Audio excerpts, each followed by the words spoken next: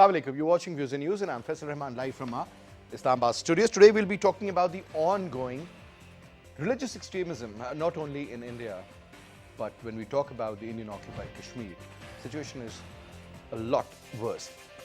When you talk about this cow lynching incidents, cow-linked lynching incidents, whatever you may call it, where anybody who is either consumed the beef or is selling it or maybe is a butcher or something, the way they're being killed in India, that is something to really ponder upon, because this is very interesting that when you talk about the beef export of India, that's one of the largest in the world. At the same time, having said that, whenever a Muslim slaughters a cow for the domestic consumption, he is lynched and he is killed. Now, the interesting part over here is that it's not only for the Muslims, but when you talk about Sikhs, there are so many interviews available. You just Google it, you just talk about it to anyone, they'll tell you what exactly is happening to the minorities out there.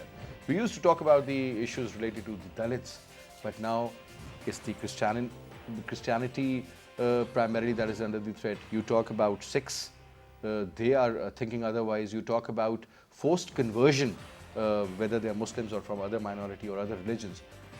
Or you talk about, for example, not registering these Muslims who in fact moved in 1971 from certain parts of the Bangladesh side towards India. They are not owned at all. Similar cases with the Rohingya Muslims, almost similar identity they have at the moment, because they also have no identity. What exactly is out there? At one side, they always claim to be a secular state where people really look up to India as a shining India, as a modern India, India on a move, India being the next maybe the superpower. This is what the media or the marketing teams actually have promoted India to the level where it's looked upon like that. But the reality is very different. Inside India, things are absolutely the other way around.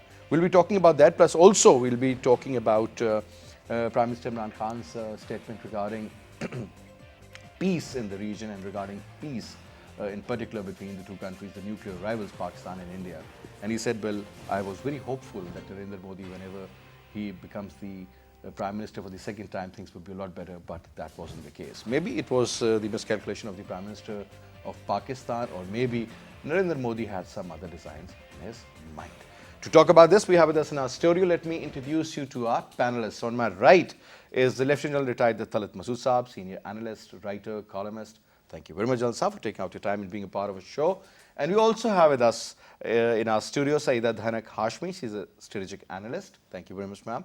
And we have with us Ambassador Shahid M.G. Kyani Saab, senior diplomat. Thank you very much, sir. Now, General Saab, talking about the incidents related to cows, I mean, I have a whole list.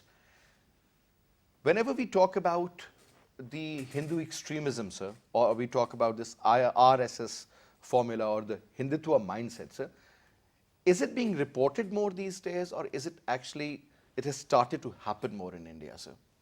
Well, I think it was happening even before, but now, of course, the intensity and the magnitude of that has increased so much ever since Prime Minister Modi and the BJP has come into power, and especially under Prime Minister Modi, that all these extremist nationalists have become so violent and so brazen as far as showing their lack of tolerance for the Muslims and lack of tolerance, and trying to sort of do mass murder of Muslims. I mean, they have been actually... If you may use this word genocide, sir, I won't be surprised, honestly. And the way that they have treated certain people, and that too very incorrectly, in the sense by saying that, these people were involved in some sort of a cow slaughter, and giving them a bad name, and then trying to sort of lynch them. There have been several incidents of lynching in India, which reflects the present state of mind and how the Muslims are feeling, how insecure, not only the Muslims, but more or less all the minorities, but particularly the Muslims. And the target now is essentially Muslims. Muslims today are also one of the lowest as far as their economic conditions are concerned in the ladder of economic prosperity. There are the Hindus, of course, are on the top, and the Brahmins, but otherwise the scheduled castes, the Muslims and all that, but the Muslims are even lower than the scheduled castes. So you can imagine that it is not only a political persecution, but also economic, actually, strangulation of the Muslims. And then now with this hate Pakistan campaign and the situation in Kashmir and all that, the Muslims in India are under extreme pressure, and every Muslim is being told, whether it is in Assam or elsewhere, that they should either go to Pakistan or get away from India. So we'll definitely talk about the designs of the Modi government. But one quick comment, Jalsa, you were always known as somebody who's a very neutral observer, a very neutral writer, and you would always keep a very decent balance and equilibrium, I would say, in your writings also. But sir, don't you think that your perception is also changing recently, sir? Yeah, but I think what I feel is that obviously these are very difficult times for Pakistan, how to adjust to India. And for India also, it's a great tragedy, actually. And I don't think it would be very lasting, this sort of a situation. Because it will, although they say that, well, 85% of Indians do approve of the policies of BJP, but I think they soon would realize the way that the world has reacted. You see, the thing is that unless India builds confidence internationally, and that has not happened. In fact, this is the first time, this is with, it's not because Pakistan is promoting that what India is doing. The world is seeing, and maybe the governments are not speaking out, but the fact is that the international media, which is so powerful, and think tanks, and many countries of the world are taking cognizance. Even, presidential candidates in the US. Yeah, Bernie Sanders. In fact, we'll talk about that also, sir. Ma'am, I'll just come to you. We'll just take a short break here. After the break, we'll return and we'll continue our discussion.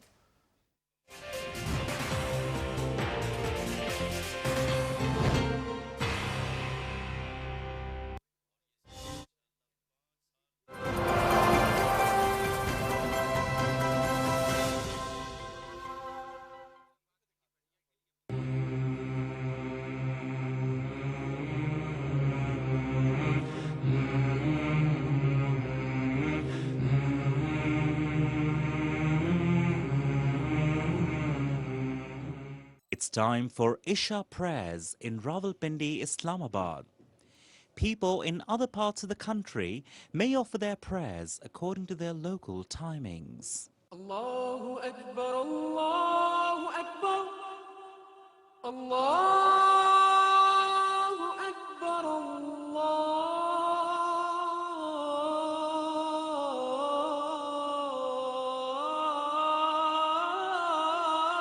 Akbar. Ashhadu an la ilaha illallah.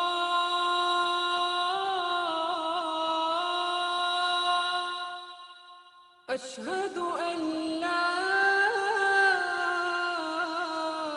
إله إلا الله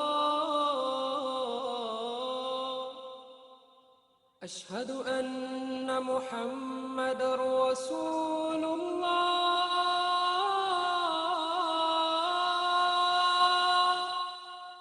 أشهد أن محمد رسول الله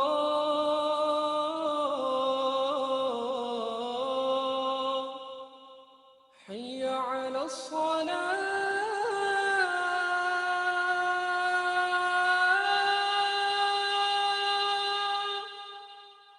حي على الصلاة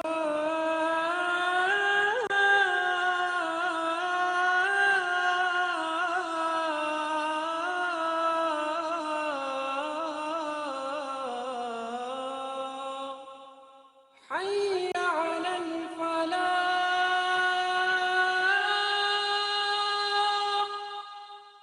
حي على الفلاح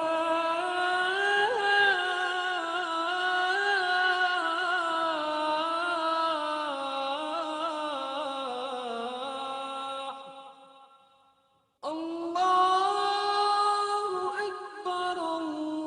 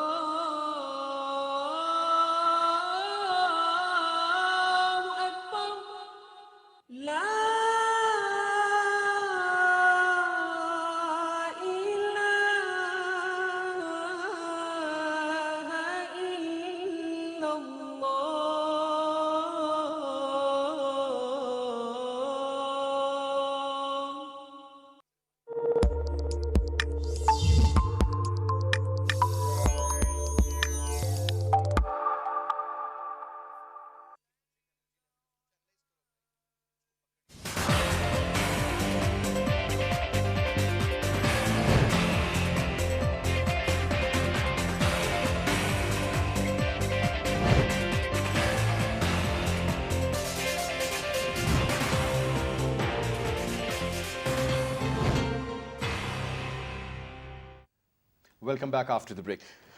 Now, ma'am, since Jalsa was talking about the current situation in India, where Muslims are being treated as the worst humans out there, unfortunately, because there is a caste system in India, and we all know what happens to the minorities out there. But, ma'am, talking about the current situation in India, where there's a very strong wave of violence by the Hindus. That concept is not only promoted by the governments out there, but also supported, financed, and now whatever we are witnessing in Kashmir is actually something which we shouldn't have been very surprised to see, actually, because this was something which was bound to happen, and it's happening now. Now, this concept where you'll see, for example, if you see a visual where there are like thousands of swords being given to all these Hindu extremists to kill the Muslims during these riots currently which are going on. This is the 29th day, if I'm not wrong, sir, of the curfew out there which has been imposed. There's no food, there's acute shortage of drinking water, medicines in particular, medical services, because so many people are injured, no reports are coming out. Now, when you see this, I mean, don't you think that India, this concept of so-called the secular state, that's being eroded very rapidly now? Faisal, to begin with, I mean, Kashmir is now more of an ideological conflict, or the ideology that has been going on in India. It hasn't started now. It started when Godse killed Gandhi and said that he justified the murder of Gandhi, saying that he had a soft corner for the Muslims. So that thing has started happening from there. Then the RSS, they are the followers of Godse, and the Hindutva ideology. It says that how to practice the nefarious designs of the Hindu totalitarian government, right? So the RSS or whatever they are doing over there with the Muslim minority, it's nothing surprising for us. Every dictatorship, it flourishes more when the people they are made ignorant of how to evaluate the situation, and their media are playing a very great role in it. Although domestically the media are very successful, and now the international media are not buying what they are trying to say these days, but there's no denying the fact that fascists everywhere, they are the traitors of their countries, and this has made manifestly clear in the India, where Modi is now playing the part as a Hitler. Amartya Sen was saying, Nobel laureate, he was saying that I'm not at all proud of the fact that India has lost its reputation as a democracy. Talking about secularism, I don't think that India is a secular state anymore. He was saying that there's so much ill in the best of us and so much good in the worst of us, that this basically ill has become every one of us to speak ill of the rest of the Indian state and the Indians. So the Indians out there, now they are realizing, the ones who are sane and who has the logical understanding of what is happening, how the human rights are being violated in India, whether it's with the Muslim minority, the Dalits, the Christians, or whosoever.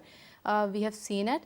And thinking about a larger scenario and the perspective of Kashmir, as Genocide Watch has published his report, quoting different statements, like he was in the Genocide report, it was classification, the symbolization, discrimination, then organization that the Kashmiri, that the Indian troops are over there in Kashmir. More than 7 million Indian troops are there. That was the old number. Now they believe they are reaching 9. somewhere about 1 million. Yeah, 9.5 something. Then the organization with the polarization to social media, how the social media are playing its role, and the media of the Indian media, how they make a wrong thing and present it in a right manner, that we will get, we'll make Muslim Mukt Bharat, and the slogans of Jai Shri Ram, and with the gang rapes in Kashmir, whatever is happening there, 49% of the youth in Kashmir, they are suffering from PSTD, that is the Traumatic stress disorder. And moreover, for every 10 Kashmiris, for every 8 Kashmiris now, because the number have increased, we have 1 Indian soldier there, right? So moving on to the genocide report that they have published, persecution is going on in there, right? So we have reached that point. Now the next point is extermination, right?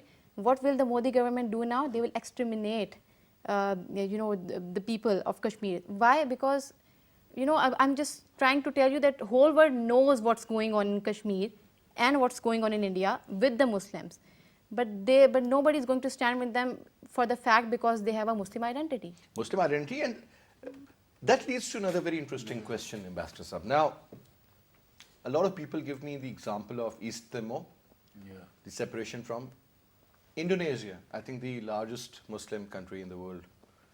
And then you talk about Sudan again. South Sudan. Again, you're talking about a conflict between the Muslims and the Christians. Over here, it was a similar problem.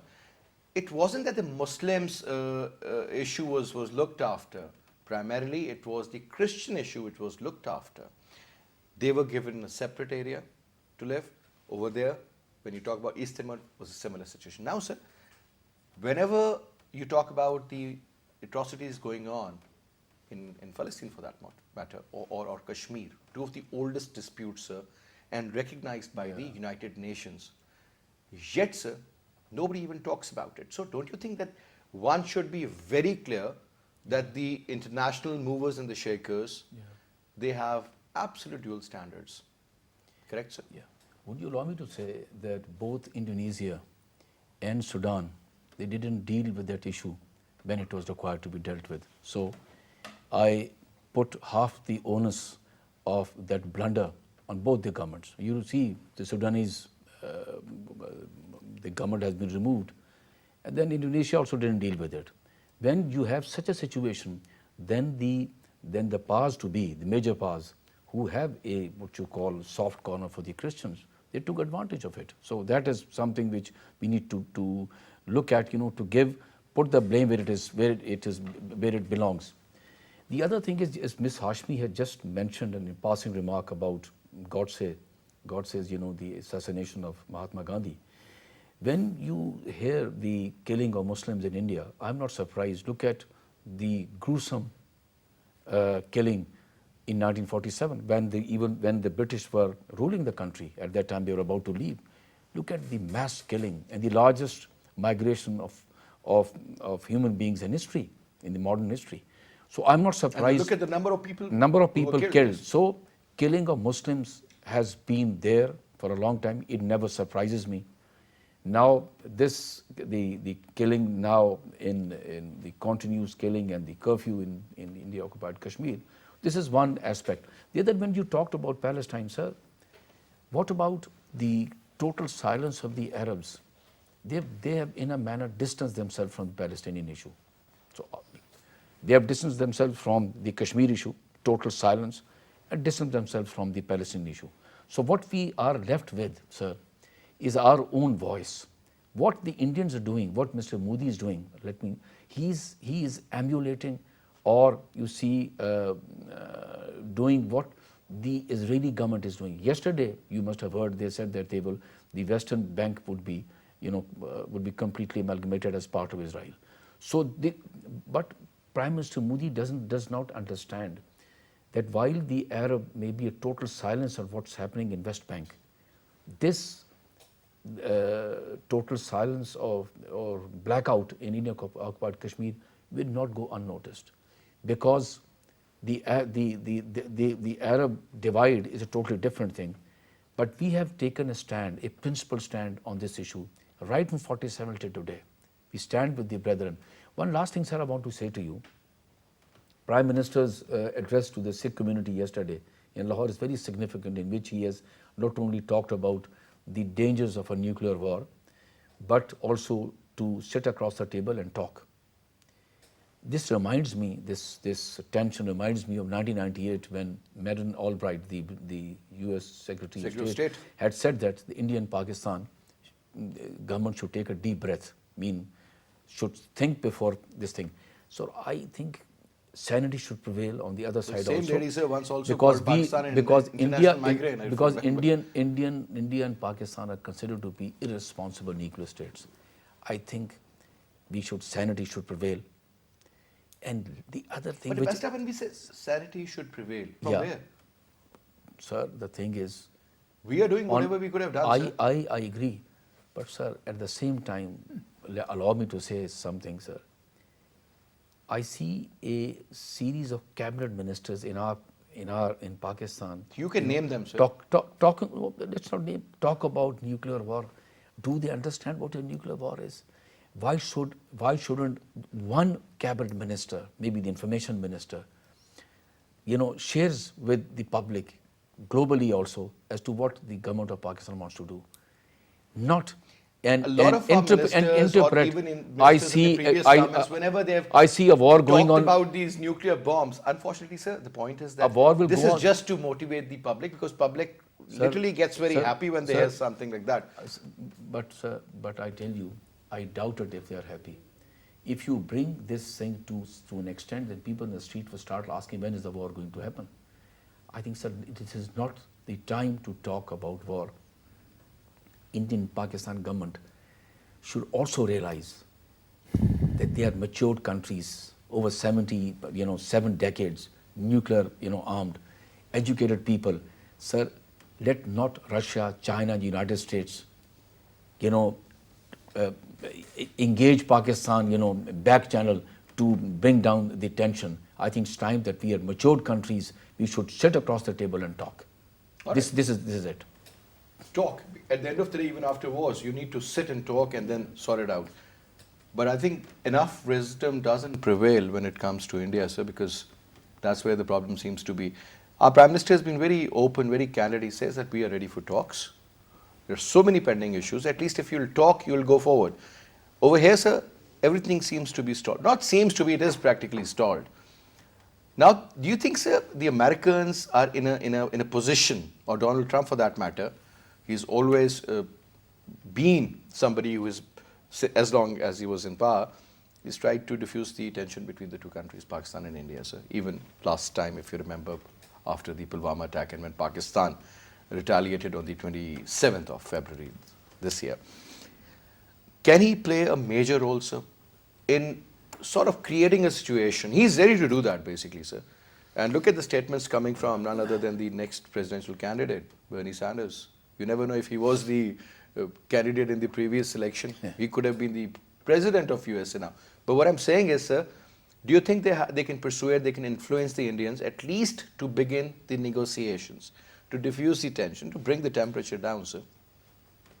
Well, I think the Americans are interested that India and Pakistan enter into negotiations and talk, and they are interested in reducing the tension between these two countries. They have been on the quiet advising India, all because it's a strategic partner of theirs. They don't want to openly sort of take sides or say things which may hurt India, So I think they are trying to be very diplomatic, but at the same time, they are deeply concerned as to how the things have developed, and I don't think they're very happy the way that Indians have gone about it, because it doesn't serve the Indian interest at this point of time that the India-Pakistan tension increases. There are several reasons for it. One is, of course, that they are focused on Afghanistan, and they know that Pakistan is playing a very positive role as far as Afghanistan is concerned. So, and they don't want that the focus should shift from Afghanistan into India-Pakistan rivalry or tensions going so high that you are talking about conventional or nuclear war and so on. So that is one major consideration. Apart from that, they also feel that pushing Pakistan by India or this tension, if it continues to aggravate, it will only push Pakistan more towards China, which they do not want. So, I'm trying to look at it from their angle and to sort of explain as to why it is not in the interest of the United States that India and Pakistan should be, eyeball to eyeball and face such, deep confrontation against each other. So I think they have been advising, but India, you see, that it's only up to a point that the President can persuade the Prime Minister Modi. He cannot go beyond that. That is the trouble. And they know that they don't want to sort of annoy India as well. So I think that they have been advising, they have shown their interest. We also understand that it is in their interest, as I just said, but it does not mean that they will just listen to what the Americans are saying. But certainly, if there is one country in the world which can influence India, it is essentially the United States States. of America. One quick comment before I move on, sir. As you just mentioned that America, obviously, sir, one thing we have realized that this Muslim brotherhood concept, I think either this is an alienated or sort of, I would say that it doesn't exist anymore. Let's be very frank about it. And we have witnessed that, we have felt it, and whether we talk about it or not, the whole world, the whole nation knows. It's more about the economic interest.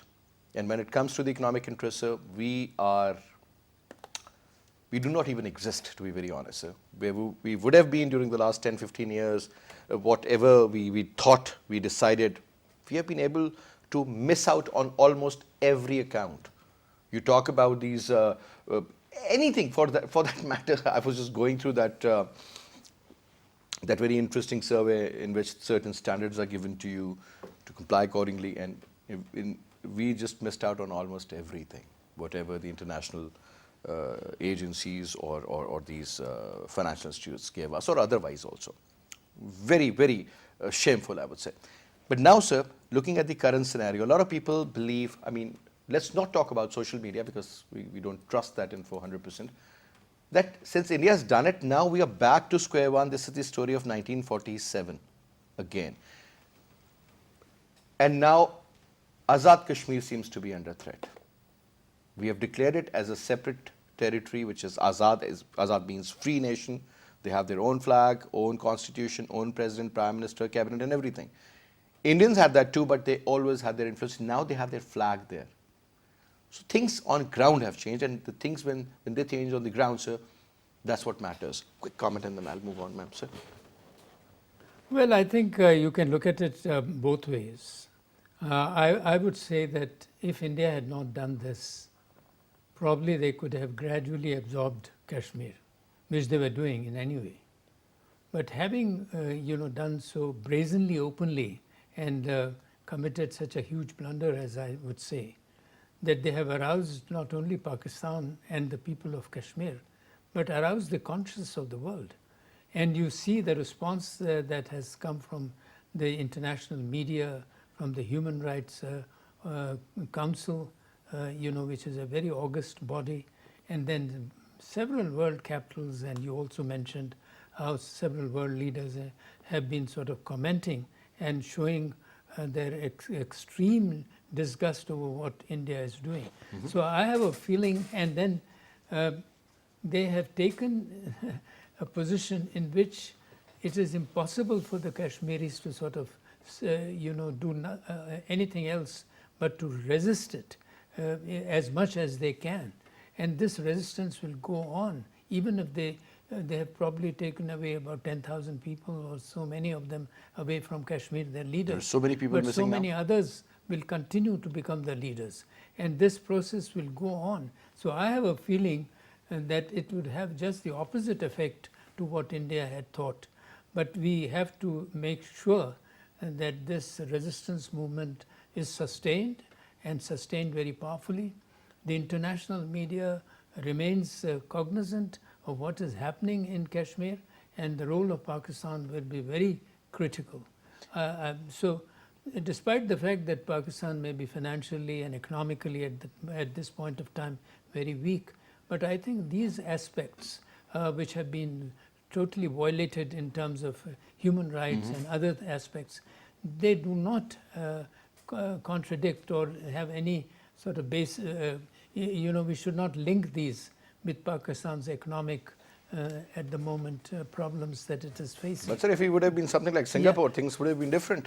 No, of course, obviously. Because I always say beggars can't be choosers. I agree with you. I fully agree with you that Pakistan needs to sort of develop its full potential, and for that economic sort of stability and so still multiple challenges left, right, and center. And also political stability are all important. Absolutely. Economic progress. But you can't just wish it. It will take some time, and I think this government is taking certain definite steps in order to improve it. But the point was, again, I mean, if we would have really capitalized on the last 15 years or so, we would have been a much stronger country in True, terms true. of economy. But that's a different things debate, But yeah, exactly. Now, obviously, we do talk about a lot of ideological differences, as you earlier mentioned. Uh, but another very important area. Now, when we talk about the foreign policy issue, Pakistan has tried its level best to internationalize the issue. Yesterday, the Prime Minister also had a word with the Saudi Crown Prince, who's a very important player in the, I would say, in the Middle East. And not even, I think he's emerged as an international leader also of the Muslims in that way. Now, the Saudi Minister of State for Foreign Affairs is going to visit Pakistan. Now, what do you think? What sort of a message should be given to Pakistan? Because on one side, we see countries like Saudi Arabia, for that matter, Bahrain, and so many other Muslim countries giving him the highest civil award. And at the same time, we are talking about that, see, Muslims are being killed. So, is it about the country-to-country contact? You look at UAE, I mean, when the princess, the daughter of the Prime Minister of UAE and the Amir of Dubai, his daughter ran away. She was caught in the open waters in the Indian Ocean by the Indian vessels, and she was returned. What I'm saying is that that was a personal, sort of a favor of Modi to the UAE head. Now, over here, again, I remember when Pakistan did not become the part of that coalition. I remember the first statement which came out was from the Minister of State of UAE, condemning Pakistan. Over here, we still believe that Muslim Brotherhood. Don't you think this is the time for Pakistan to revisit the policy regarding Middle East also? Faisal, when when we talk about the international relations, it's always a game of interest. Whether it's the economic game or the military or strategic games, whatever it is, it's always a game of interest. For me, currently, what we are seeing these days, there's no such concept of the Muslim Ummah existing in our context. It's only Pakistan that is raising the voice for the Kashmiris. Kashmir is right now it's like a prison that is under military control, right? And it's not only because of any rebellion going over there. None ever did actually. It's only because of a senseless and unconstitutional invasion that happened on 5th of August, and it proved. That's what we say, but when it comes to India, they say, well, that's been approved from the Lok Sabha, approved from the Rajya Sabha, majority has approved it. It's our internal affair, so how can we counter that then? When they say it's an internal affair or whether Kashmir is a bilateral issue, it's not a bilateral issue at all. It's basic, if you see it from a global perspective, first of all, it's a trilateral issue because China is also part of it, Ladakh. International issue. It's an international issue now.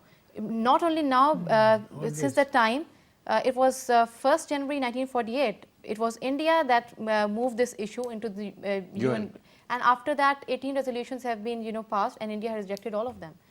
So we can see that how India is manipulating everything and putting blame on Pakistan, that Pakistan does not want to talk about it. But it's actually us who always talk about peace, whether it is Kartarpur corridor, whether it's Kashmir issue, or any other kind of negotiation that we want to have. Pakistan has a very important role in this whole scenario, and I think that the role that a Muslim countries should play in this, they haven't played it. The international community has recognized this issue, but the solution has not yet been reached. So unless and until the solution is not reached, or will not come up to the table and we'll start negotiating and dialogue process is started, nothing can be done. Diplomacy is the only solution, I must say. More importantly, right now, the current situation that is happening in Kashmir, it's only because of the Indian Hindutva ideology that they want, extermination of Muslims from in not only India but also from Kashmir, from Assam as well. So this is basically their doctrine that they are following. Pakistan has only one strength right now, as Sir has said, okay, we are not economically strong. Okay, admitted fact. But we have a strength. We are a nuclear power, right? This is the only strength we have, and that balance of power between the two nations, it somehow promotes the deterrence doctrine as well. So I think the kind of role that was expected from international community, we have seen it, but only merely as statements. But since the question was related to the revisit of the foreign policy, don't you think this is the time? I mean, one should see that how do we sort of need to move on now from here onwards? Faisal, again, I'll say because, yes, we should revisit our policy, but not in terms of exploiting our own relations with other countries. Kashmir is our integral and the most top priority foreign policy agenda for Pakistan. But we should also keep Kashmir is our biggest issue at the moment, biggest problem of Pakistan. The first chapter, whenever we open up this Pakistan studies book, even in school, is the Kashmir issue, Kashmir conflict, and there's a long list. So if UAE has supported India on this, I mean, because a lot of, Ambassador would also say that, it is not only black and white in diplomacy, there's a huge gray area. Yes. But there are not only 50 shades of grey, I would say in this case there are 150 shades of grey. So don't you think that we should be a little towards one side now? Yes, we should revisit our policy, and when they are visiting Pakistan now, we should give them a clear message that they should stand with us, they should support us in this cause, and without building the international pressure, nothing fruitful can be achieved. International pressure from whom? That's the point. International pressure from USA, from Russia, from China, all the major stakeholders that can put the pressure, and from the Muslim countries as well. I would like to say Saudi Arabia as well. Saudi Arabia. Now, sir, the foreign minister or the Minister of State for Foreign Affairs, Adil bin Ahmed Al Jubair, is going to be in Pakistan on a one-day official visit tomorrow. Yeah. He's going to meet Shah Mahmood Qureshi, the Prime Minister, and also the Chief of Army Staff. Now, what sort of a message? And right after the telephonic conversation between the Saudi Crown Prince and Prime Minister Khan, sir. Let me first say to you, I'm very happy, rather, not I would say happy, but rather reassured that I've always been saying that these brotherly relations is a delusional thing. I think we come out of the delusion, the better it is. It's great to hear on the Absolutely. Now, and I will tell you why. You see, like democracy is a glue which keeps the federation together. Correct. Not any other. Absolutely. Economic interests keeps countries together. Look at China and India. Serious border dispute, but they are not rocking each other's boat. Yes, China went to the UNSC and took that issue. Beyond that, they are not saying anything else, okay? It was a big victory for us, diplomatic victory, because after 5 decades that in the UNSC, the issue of Kashmir was at least brought there. Correct. Now, beyond this, the foreign minister of Saudi Arabia is coming tomorrow. I think it's a good news. But I doubt very much, sir. I'm not privy to what's happening in the Ministry of Foreign Affairs, but I can tell you that they'd stick to what they've been saying. And I have looked at their newspapers and others. The economic interests, why? Apart from what you have told about the UAE's, Crown Prince's daughter. But the thing is, sir, they're much more higher. No, obviously. issues. That is actually, this was just an example, Sir, but there's a lot more on the economic front. Let me tell you, our strength has been our workers in the Gulf, whereas the more than 50 business houses have investments in UAE and in the Gulf, Saudi Arabia and others. After 9/11, the whole Gulf had taken out their money from the Western banks and put them in safer places because they were under sanctions right after the 9/11. So if they put the money in India, they consider that their investment is safer in India. Therefore, to secure, they gave the medals to them in spite of our protest. But I'm happy that our foreign minister, when he heard that they are giving the UAE giving the medal, he said, okay, this is between these two countries. So now, sir, for us, the challenge is, and you rightly talked about. I don't have an issue. Anybody doesn't. I mean, sir, the timing of giving the medal, that's the point. So the thing is, we look at our timings. They had this giving them medal was done maybe many months back between the two governments. They don't do it on the 11th hour. So in my opinion, they just didn't bother about the timing. They could have postponed it, but this they didn't do because their national interest dictated that Prime Minister Modi should be given a medal. So now the time to revisit our policy towards the Middle East is now, I can tell you. And we should look at who are the main other actors in the Middle East. with whom Pakistan interests either would coincide or Pakistan's interest will be much more protected. Because I tell you how. Look at now, most of the Arab countries have some sort of a relationship with Israel, either covertly or So otherwise. Egypt, Jordan, Turkey, you many name countries. it. Yeah, The Israeli Prime Minister was in Oman, I think, few months back. correct. So, the thing is, sir, we are now in a very serious crunch with our difficult relationship in the region, with India, with Afghanistan, and we have some sort of difficult relationship with Iran also, even though Iran stands with us. So, it's time to revisit and look at how to reduce our enemies. This is the most important thing. And the other thing, as you said, and focus on strengthening the economy and bring political stability. Now is the time to reach out to the opposition leaders also in the country, or the opposition, no, even the leader, the opposition parties. Why? Because now is the time, sir, to show globally that we are a united country especially on the issue of Kashmir, because this is a one issue doggedly for the last now 7 decades does not appear to go away from main agenda in our relationship with many countries. So this is the time, sir, to become more, we need to have inner strength. Once we have the inner strength, other countries will listen. I will just tell you, I've been reading about China. 4 decades back, nobody even bothered about what China was. Correct. Political stability from the Communist Party and economic resurgence and vitality has brought China to the second, economic power in the world, and everybody listens to it. Many countries have problems with China, but China can live with it. But China's preeminence is because of their foresight and because of their vision. This is what sir, we should be able to do. That's correct. One last thing. Sir? Sir, this Kartarpura corridor gives India and Pakistan an extremely golden opportunity on which, because you look at this, in spite of the problems, this corridor is going on and it will be inaugurated maybe in November or December.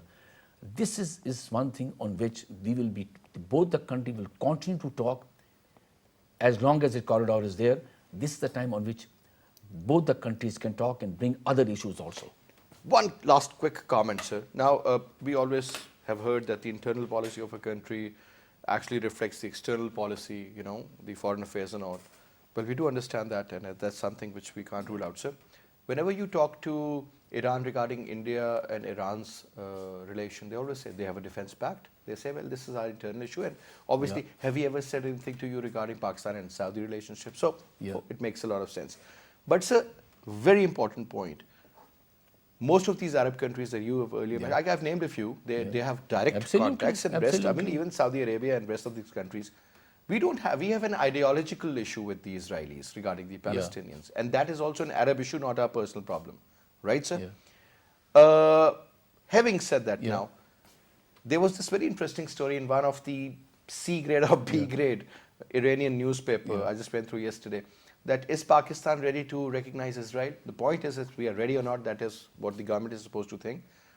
Forget about the people, because majority of us are very emotional. Oh, Israel, not even knowing what the real problem is or whatever is going on out there. That don't you think, sir, in fact what I meant was that is there anything wrong as a diplomat? I mean, would you like to answer that? That if we take a step together, because I remember that interview of Benjamin Netanyahu, no matter what people say, that Indian journalist was really trying to provoke that person, that, he should say something against Pakistan. And he said, we have got nothing against them. I mean, Pakistan is there, we are here, so what's the issue? Sir, let me first say to you, our stand on Palestine, whatever people say, is a principal stand. Just like our stand on Kashmir issue dispute is a principal stand. Most of the Arab countries may even walk away from it, but I can assure you, Pakistan earned respect because of our principal stand on the Palestinian issue, and there will be no bargaining over it. Regarding the Israeli recognition, you recall during General Musharraf's time, there was some sort of discussion also with the government. Yeah.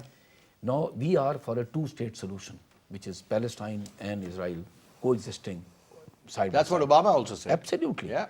Now, when this is there, I think it will be the job of the leadership to educate, especially the religious people, the religious right people, that Israel also has you know, what you call, apart from Jerusalem, many other places in which the pilgrimage can be made. I'm just talking about this thing. Oh yes, But absolutely.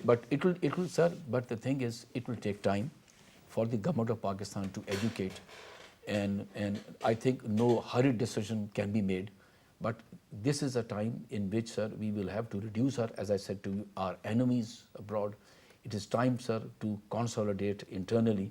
And I can assure you, sir, that Prime Minister Imran Khan, who came out as a statesman after the post-Balakot and Pulwama, I think would be in a better position to educate his own people and take bring his party and the people together on these issues. I think I have great Sanity should prevail at the end of the I day. have great what you call faith in him as a Let's young hope, sir. leader, as Let's hope things somebody do who get has seen the settled down, world and somebody who can take the people along. Issues are huge, Yeah. and are not that simple, pretty complicated though. But anyway, Basit, it was great having you, sir. Thank you very much, ma'am.